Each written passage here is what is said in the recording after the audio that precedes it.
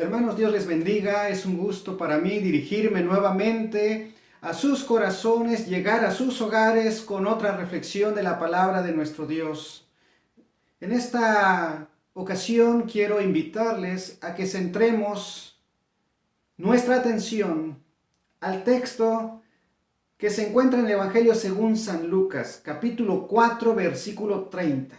La palabra de nuestro Dios dice así: y aconteció que estando sentado con ellos a la mesa, tomó el pan y lo bendijo, lo partió y les dio.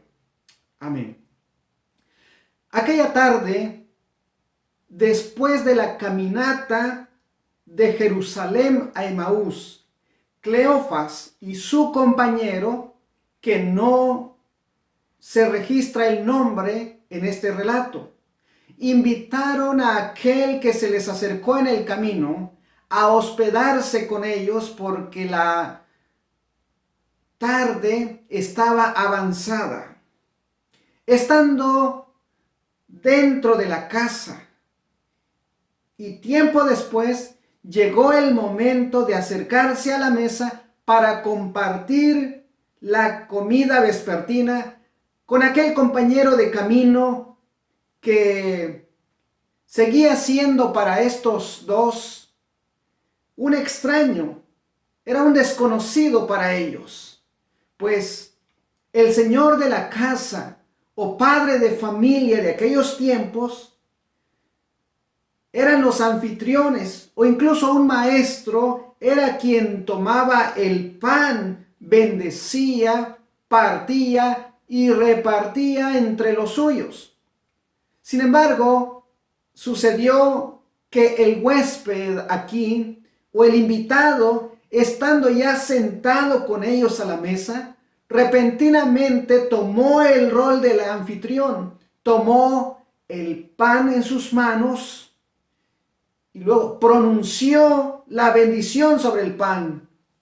Luego lo partió y lo compartió con los otros dos, que posiblemente eran dueños de la casa.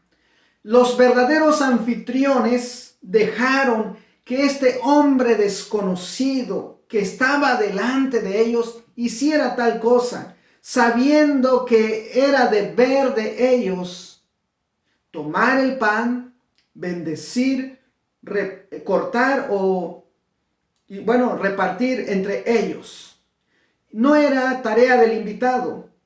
La pregunta, mis hermanos, es ¿por qué tomó este rol si era una cena simple y normal, una comida ordinaria con un pan común? ¿Por qué tomó este rol si era una cena común dentro de una casa ordinaria y dentro de una aldea ordinaria? Si él es el invitado, ¿por qué desempeña el papel del dueño o cabeza de aquella casa?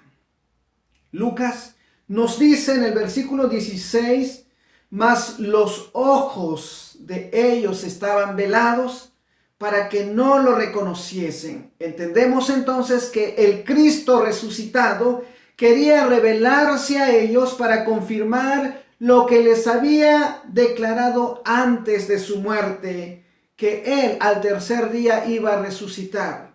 Jesús usó su forma peculiar a la que los discípulos estaban acostumbrados y con estos gestos despertar los sentidos.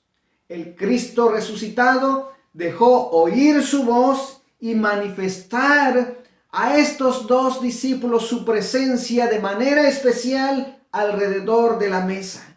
Con estas acciones, el Señor abrió los ojos del Espíritu para que personalmente ellos lo reconocieran. No podemos comprender la naturaleza del cuerpo resucitado con facultades que le permitían a voluntad moverse, aparecer y desaparecer. Lo que sí sabemos es que el cuerpo de Cristo era real y no era una ilusión o una imaginación. Sabemos que el Cristo de la gloria, el Cristo resucitado, es Dios y Él no está limitado al tiempo y al espacio. Tal era la naturaleza misteriosa de su cuerpo resucitado que Él puede moverse porque Él no está limitado. Después de la resurrección de Cristo, Él tenía un cuerpo exento de las limitaciones comunes como la que tú y yo tenemos. De ahí también la manifestación de su cuerpo glorioso no fue reconocible ante los ojos de los hombres como a aquella mujer que vio al Señor y también a estos discípulos que iban afligidos, conversando de lo que había sucedido con Jesucristo, con el Señor y Maestro de Nazaret. Así como Jehová en el Antiguo Testamento, mis hermanos, Dios se revelaba a su pueblo. El Señor Jesucristo escogía la forma de revelarse hasta donde Él quería darse a conocer. El Señor ya no vivía bajo las limitaciones del tiempo y del espacio, así que Él escogía la forma de revelarse. Y el relato nos muestra primeramente que nosotros, que tú y yo, no alcanzamos a comprender la persona de Dios por iniciativa propia, por iniciativa nuestra, sino hasta donde Él mismo ha querido darse a conocer. Tú y yo solo llegamos a conocer hasta donde Él se ha revelado en su palabra. Por eso, la palabra de Dios es su revelación, y la lectura que tú y yo hagamos de ella, comprenderemos quién es Él y cómo actúa en nuestra historia. En segundo lugar, Jesús manifiesta su presencia con los suyos en esta vida. Cuando nos encontramos sumergidos en tristezas, aflicciones, desesperanzas, aunque nosotros, o aunque tú y yo no reconozcamos su presencia, Él camina con nosotros. La promesa está, que estará con nosotros todos los días hasta el fin del mundo. Él camina con nosotros. Aunque estemos dos, recuerda que donde están dos congregados en su nombre, allí está Él. Y en tercer lugar, mis hermanos, es necesario que cada uno de nosotros, que tú y yo, demos tiempo, como aquellos discípulos, a escuchar su voz en el camino y en la casa, alrededor de la mesa.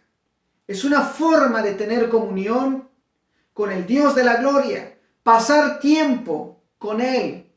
¿De qué forma? Leyendo su palabra. Solamente así tendremos más conocimiento de Él y comprenderemos aún más las realidades espirituales. Por eso es necesario, amados hermanos, amigos oyentes, que tú y yo dediquemos tiempo en casa. Porque en casa de estos discípulos el Señor quiso revelarse. Una cosa que debes tener presente, que Cristo tomó las riendas de la conversación en el camino y aún dentro del hogar.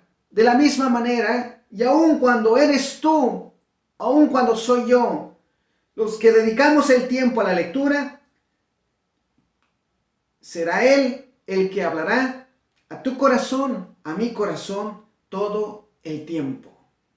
Mis hermanos, les dejo esta pequeña meditación en sus corazones, porque es importante que tú y yo, como hijos de Dios, hagamos un espacio,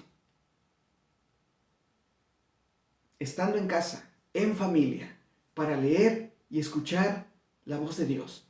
Que el Señor te bendiga, te guarde, y si el Señor lo permite, nos vemos en la próxima meditación. Hasta entonces.